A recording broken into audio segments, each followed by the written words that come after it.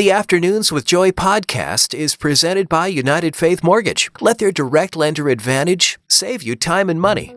Welcome to a very special episode of the Afternoons with Joy podcast. My guest today, you probably know him from the band 10th Avenue North. This is Mike Donehey. And Mike is now in the midst of a solo career. He's a published artist. And Mike is one of the deepest and most thoughtful guys that I think I've ever met. So I decided to go deep with him today. And trust me, it is so worth your time. The first topic that we cover is marriage, and he said things I've never heard anybody say before in a way that I absolutely needed to hear them. And later on in the interview, we talk about everything from how do you share your faith and not be influenced negatively? What does he think heaven is going to be like? There's so much powerful content here. It's not a bad idea to listen with a pen and paper. Here is my special guest, Mike Donehey. I'm here with Mike Donehey. Yes. And you have a podcast called Chasing the Beauty. You have an album out last year called Flourish. We have loved you for years from 10th Avenue North. Yes. So I wanted to ask you some of the deeper parts of some of your songs. And then I literally just asked people online, what are some of the spiritual questions you've always wanted to ask? And I'm going to get your take because I trust you that much. Well, let's get into it. Okay. So I love your song Work of Art about marriage. Hey, okay. I have been married for 5 years. We just started Yes. marriage counseling again because I'm like you just need sometimes another voice. Of course. And I loved that your song was about how to stay in love. So what's your advice for someone who, like me, who just I want the butterflies again, but it's hard when there's children. It's the same advice. I just posted a video about this where I have a buddy who keeps saying, how did you know she was the one? And I was like, well, because sometimes she was. And they're so disappointing. Wait, what? No, all the time. Because that means sometimes she's not. It's going to be all the time. I was like, well, then flip it around. Ask her, are you the one all the time? Of course not. Are you the one all the time to yourself? No, there's tons of times you're like, ugh, me? Gross. And so when you realize like falling in love, it happens to you. And I think that's what people mean when they want to say, is this the one? I want to find someone who I don't ever have to choose. I want it to be like it was at the beginning. Easy. Because when you fall in love, you didn't choose it. I say in the song, it's all colors and sparks. It's so sweet. To fall in love is easy. But to stay in love takes the choice. It takes I'm going to work at this. I'm going to take these colors and these paints, and I'm going to put my paintbrush to the canvas and try to make something beautiful with you. Yeah. So you are saying in your marriage, it looks like choosing each other on the hard days. Well, I mean, it means choose each other all days. It's kind of like there's guys who go, I need to know if she's the one. I need to know if she's the one. I need to know if she's the one, right? Then they get their answer. They get married. They stop asking God, how should I treat this woman every day after? Which to me is equally as important as seeking his advice on the front end. It's almost like you don't have to put quite as much effort forth and you get caught in the daily life, so you just don't put as much forward. Of course. Yeah, absolutely. It's so hard. Well, yeah. It's supposed to be. It's marriage. I mean, it is hard, right? But I think a good way to reframe it, I wrote this song called Better, actually, about this. Oh. Which it says, I was praying about my marriage. Like, hey, God, when is it going to get easy? And I felt like God said, it may not get easy. And I was like, oh. But that doesn't mean it won't get better. What in your life that's been easy is better? Not a lot. The easy things are never the best things. It's always the things that took some effort, and those are the things you stand back and are most proud of at the end. Yes. Right before we started this interview, I was talking to one of my coworkers about kids and how I'm so new to all of this. It's some of the hardest, toughest moments that I've faced, but you could never describe the sweetness that like it adds to your life. And that's also why I loved your song, Glory I Couldn't See. It literally brought tears to my eyes because you talk about missing some of those moments with your family. What woke you up, and how do you continue to live in a present way? Yeah, what woke me up was 5 weeks into the pandemic, I was utterly miserable. You're like, these people. I was like, no, I don't want to be stuck here. right? And I think we all did that. We're having to homeschool our kids, and we're not homeschool teachers, so they're getting dumber every day. We're watching it happen. We can't fix it. No. And I was reading the Screw Tape Letters by C.S. Lewis, and in letter 15, it talks about the present is the only point where time touches eternity. And, it's an uncle demon coaching a nephew demon, and he's like, try to get your human to get obsessed about the future or the past, but don't let them live in this present moment, because the present is the only point that touches eternity. Man. So it's basically like, as long as we're resisting where we are, we're not really participating with God. But the second we say, I'm not saying I choose a pandemic, but there is an element of, I choose to be here where I've been put. Mm-hmm. And now I can actually interact with eternity. Yes. And so that shifted me, and suddenly I didn't feel like a prisoner. I felt this opportunity, and we started camping in the backyard, and now I'm privileged probably more than a lot of people where, I could camp out in the backyard and still afford groceries and all that. Mm-hmm. But the point remains, we have to choose where we are, or we're a victim to where we are. Yes, I struggle with being in the present so much. So when I notice my anxiety's high, like it was this weekend, I go, oh no, it's happening. And I'm like, I have to be present. Are there little things you do in your mind or in your life that help bring you back to the moment or that make you be present? Because I have to put so much effort in. Yeah, I only have certain days I can be on social media. Oh, really? That was it for me. I just get lost in the vortex, and I'm nowhere.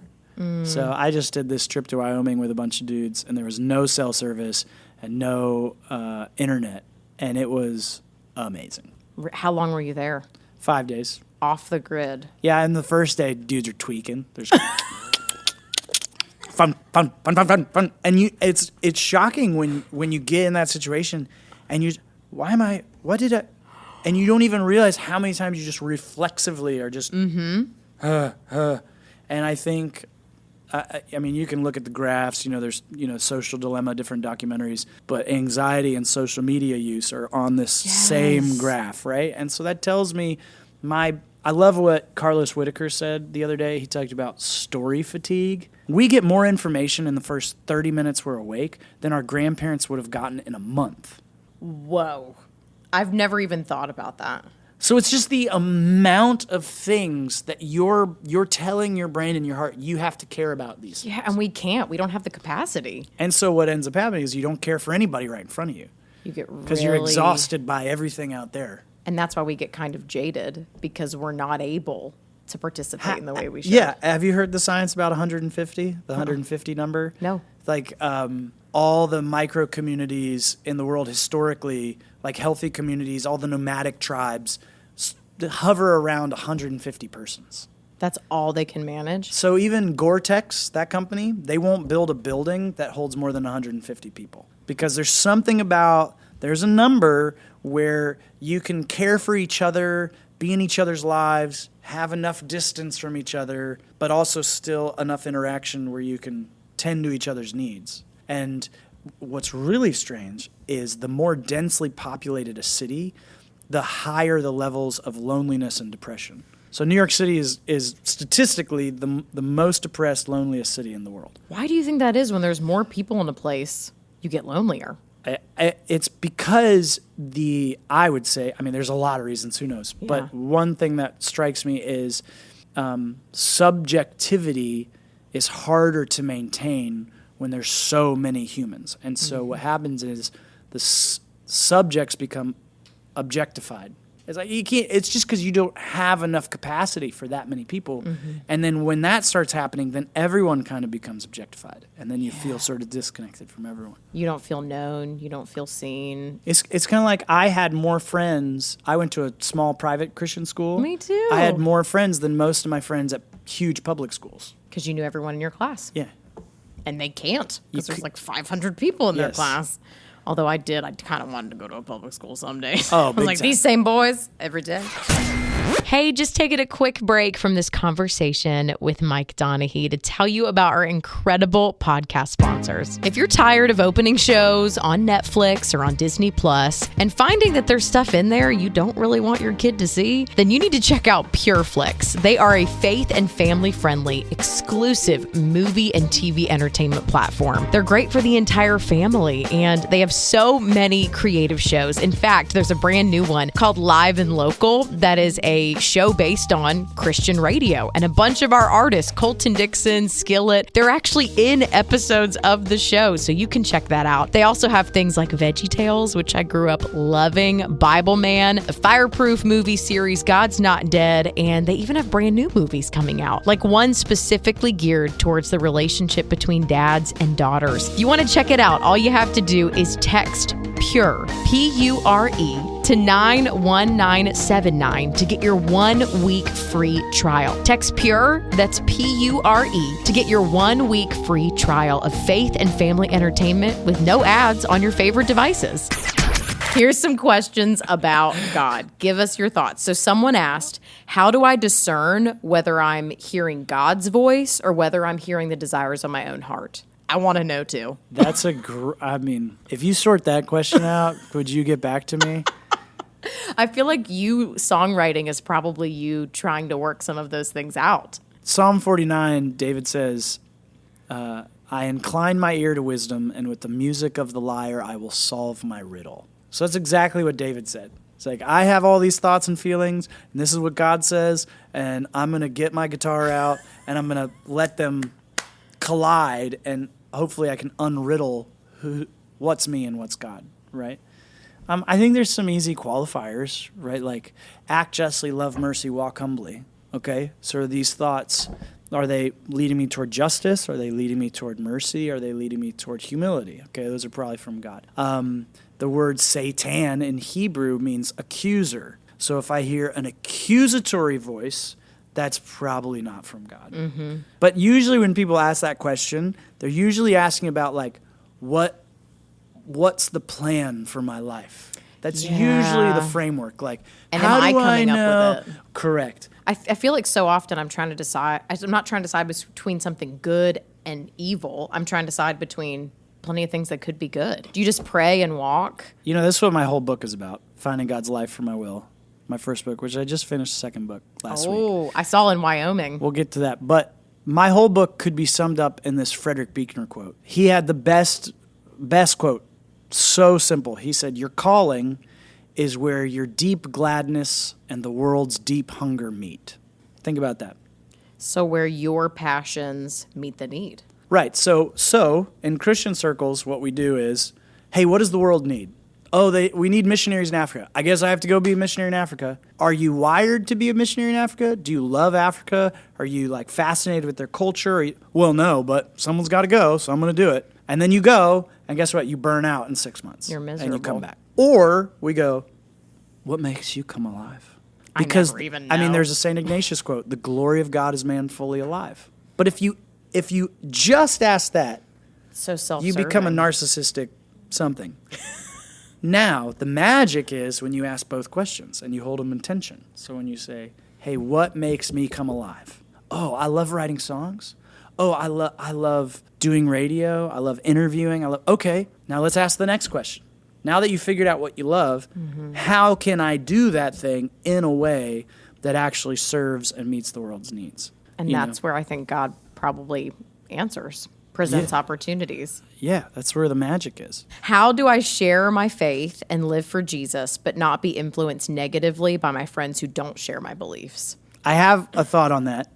I used to see this, bad company corrupts good character, right? Is this the chair thing? Yes. Okay, I forgot. Yeah, yes. Bad company corrupts good character. So what we do is, this is the analogy I got given in youth group. They're like, okay, big Timmy, here you go, stand up on this. I'm going to try not to fall.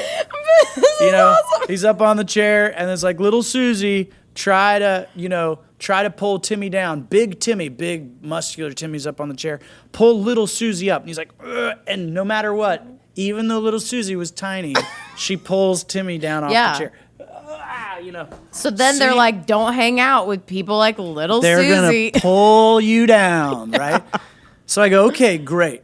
However, Jesus went to those people. He came down to us and let the same mindset be in you that was in Christ Jesus. And he hung out with the people that everybody else was like, don't. So how did Jesus hang out with riffraff and didn't get pulled down? And I would say it's because he became the servant of all. So the question then becomes, hey, if I get down, sorry, I'm going to pull your tape out, and I'm like, okay, let's rewind the tape. Okay, hey, Big Timmy, serve little Susie at her feet. Okay, now little Susie, try to knock Big Timmy down. You can't because he's already down. You can't knock down a guy who's like, his whole mission is to serve. Ooh. So right? we're going at it wrong. We're trying to influence them for Jesus, and you're saying just serve them and show them Jesus. Nobody wants to feel like a notch on your belt. Yeah. Nobody wants to feel like I am the object of your crusade. They want to feel loved and cherished and known. And so it's interesting. If you just look at those people as like a target on their back, I got to go save them in the name of Jesus. Yeah, they're probably going to end up influencing you in the wrong way because you're looking at them the wrong way. Mm-hmm. But if you go, I am the hands and feet of Jesus, the same mindset that was in Jesus is in me. So he laid aside his divinity and became a servant, even a servant unto death. So when I go around going, how can I serve these people? Suddenly it's really tough for them to influence me negatively. I feel like that just changed everything. Okay, last one. Someone wants to know what you think heaven will be like. There was a lot of controversy online about this, actually. Okay, so I just wrote about this in my book. Oh, really? Okay, can I get the title of the new one? So the book is going to be called Grace in the Gray, A More Loving Way to Disagree. Oh, we need that. So I've, played in hundreds of denominations of churches, and there's something about being a Christian musician. I don't know. Maybe it's any musician, but I feel like specifically Christian, everyone who's a fan of my music assumes that I agree with them on everything. Yeah. So the second I post something on social media or I say something to them at a concert and I see it, I've been in a line and been talking to someone and I answered something a way they were not expecting. And I saw, it was like a short circuit, are you saying? And then just unleash the Kraken, and... That's got to be really upsetting. You're like, you can still love my music and we could disagree on this one thing. It's interesting. You would think Christians have a defender named Jesus, so they ought to be the least offensive people on the planet. But we're not. They have a savior, so they don't have to save themselves, which means they ought to be the most honest and upfront about their mistakes. They believe in a God who is holy, so his essential characteristic is that he's a mystery. So they ought to hold their beliefs with humility, going, at the end of the day, there's a lot about him I don't know, right? Everything you're saying makes so much sense that I'm like, why aren't we like that? Yeah, exactly. Why are we the way we are? Having a corner on the truth is a dangerous thing for the ego. Mm-hmm. And I think a lot of us come to Jesus to be right. We don't come to Jesus to be changed. Mm. One of my favorite verses in the Bible used to be the one I was the most scared of.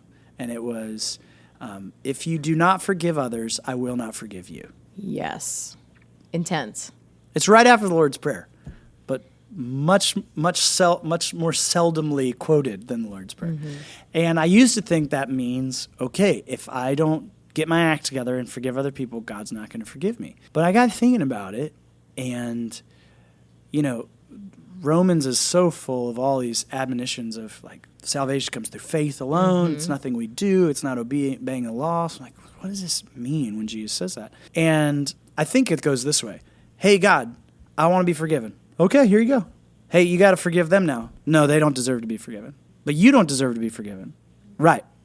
So you want my unconditional love, but you're not going to give my love unconditionally to them? Correct. Yeah. Well, then you can't have unconditional love unless you keep it unconditional. That's the only condition required to keep his love unconditional is to keep it unconditional. So I've thought, I don't know what heaven's going to be like. I mean, there's a lot, is it going to come down to earth? I do believe that is probably a more proper understanding of Scripture, is that the end result is going to be something like heaven coming down and invading and reforming earth as we know it.